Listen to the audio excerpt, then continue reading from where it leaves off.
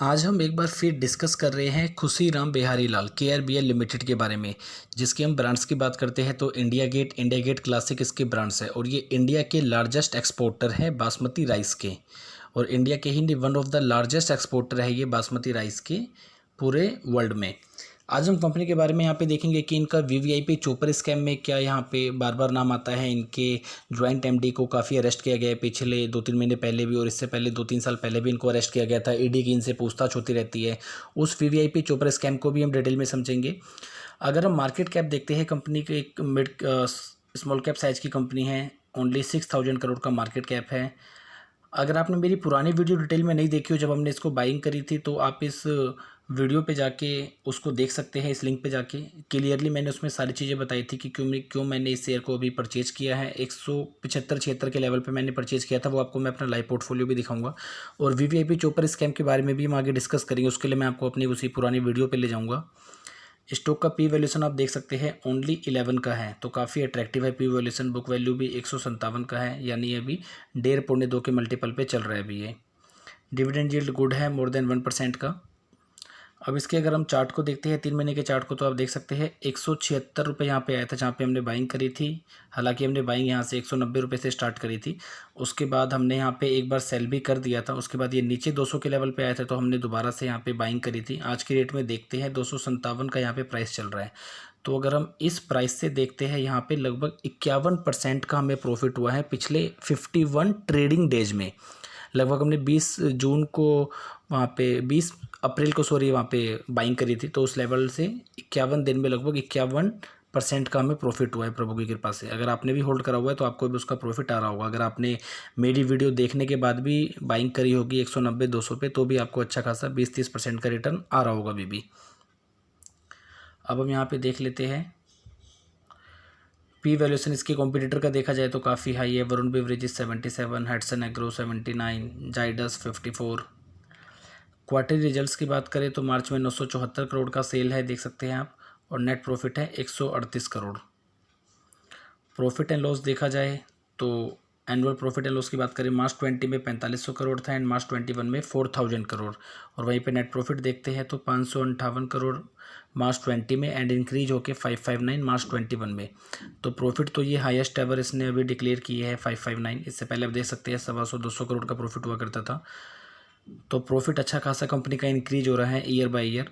Management salary की मैं बात करूं, मैनेजमेंट सैलरी मुझे काफ़ी पॉजिटिव लगती है। केवल इसमें 5 करोड़ की सैलरी विड्रॉ करती है management. Out of companies act की जो सीलिंग है इस कंपनी में वो है 70 करोड़। 70 करोड़ में से केवल 5 करोड़ की सैलरी हमें दिखाता है मैनेजमेंट को कितना ट्रस्ट है अपने कंपनी के परफॉर्मेंस पे। इसके बाद हम बैलेंस शीट अगर देखते हैं, टोटल बैलेंस शीट का साइज है 4600 और रिजर्व्स है 3700 की, यानी 75% के अप्रोक्स कंपनी के पास रिजर्व्स हैं। हालांकि बोरोइंग्स भी हैं यहाँ पे थोड़ी सी, लेकिन 350 करोड़ का बोरोइंग है तो कोई दिक्कत वाली बात नहीं है यहाँ पे। अब हम इसके शेयर होल्डिंग पैटर्न को देखते हैं तो पहले ये शेयर होल्डिंग पैटर्न देख सकते हैं मैनेजमेंट का होता था प्रमोटर का 58.81 सितंबर तक, फिर इंक्रीज हुआ यहाँ पे दिसंबर 19 में एंड देन मार्च 20 में भी इंक्रीज हुआ। कोविड के टाइम पे इन्होंने अपॉर्चुनिटी देखते हुए 90-100 रुपये में शेयर उठाए हैं। अब मैं आपको अपनी पुरानी वीडियो में ले चलता हूँ जहाँ पे VVIP चोपर स्कैम आप डिटेल में समझेंगे 3 मिनट के अंदर।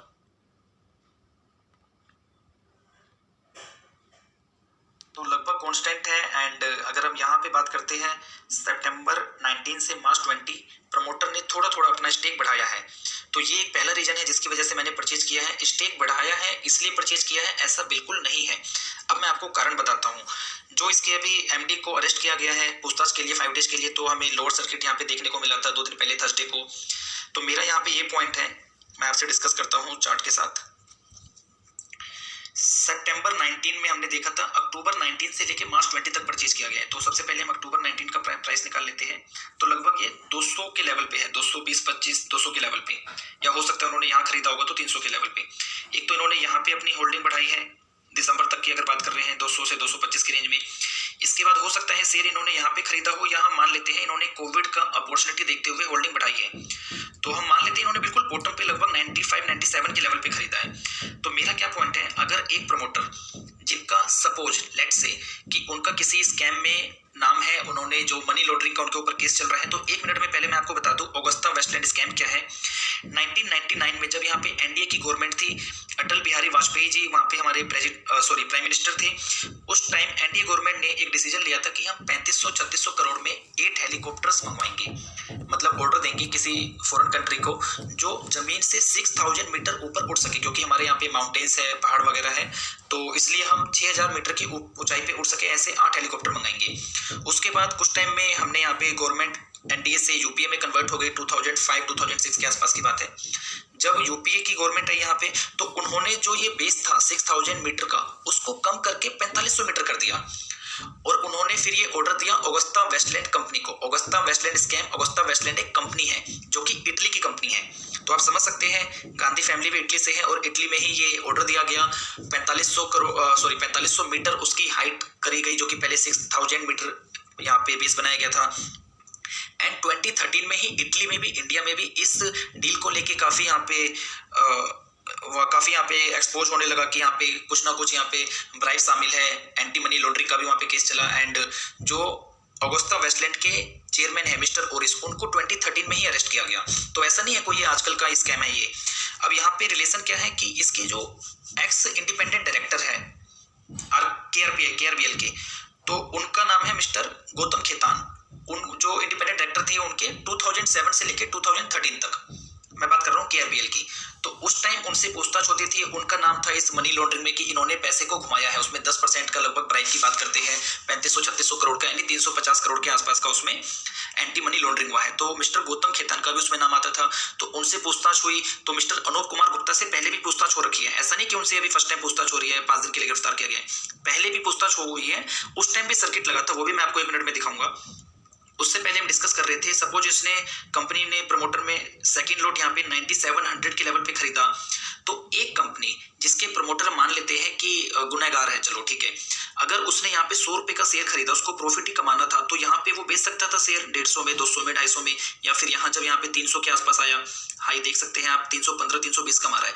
अगर इनको प्रॉफिट ही कमाना है, 100 रुपए का यहाँ खरीदा, 200 रुपए का यहाँ खरीदा, तो भाई 300 में यहाँ बेच देते ना, अगर प्रॉफिट ही कमाना होता तो। ये पहला रीजन है जिसकी वजह से मुझे इस कंपनी में काफ़ी फेथ लगा, इसलिए मैंने इसको शामिल किया अपने पोर्टफोलियो में। अब मैं आपको वो न्यूज़ भी बता देता हूँ, जब आज से 2 साल पहले मिस्टर अनूप कुमार गुप्ता से पूछताछ हुई थी ईडी की, उस टाइम भी लोड सर्किट लगा था। आप देख सकते हैं डेट इसमें 25 जून 2018, इस टाइम भी लोड सर्किट लगा था, 373 रुपये का शेयर ये पहुँच गया था, जो कि लगभग 480 के लेवल पे, 470 के लेवल पे चल रहा था। मैं आपको 1 मिनट में वीडियो भी दिखा देता हूँ।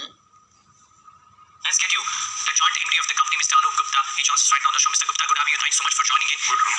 Good afternoon. तो अब मेरा क्या पॉइंट है, अगर एक कंपनी जिसके डायरेक्टर्स अगर किसी स्कैम में शामिल हो, तो क्या वो सेम टाइम आपसे कभी मीडिया में बात करेंगे?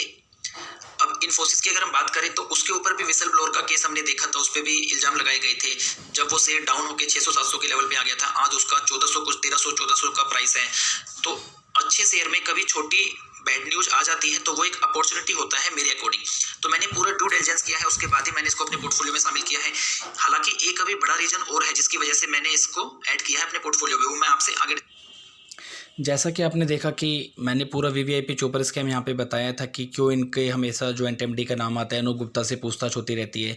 तो मेरे को कोई भी नेगेटिव न्यूज़ नहीं लगती है, इसलिए हमने इसको अपने पोर्टफोलियो में शामिल किया था, और उसमें अभी हमें अच्छा खासा रिटर्न आया है भगवान की दुआ से, 30% के आसपास का, 51 दिनों में 51% का रिटर्न मैंने आपको दिखाया है।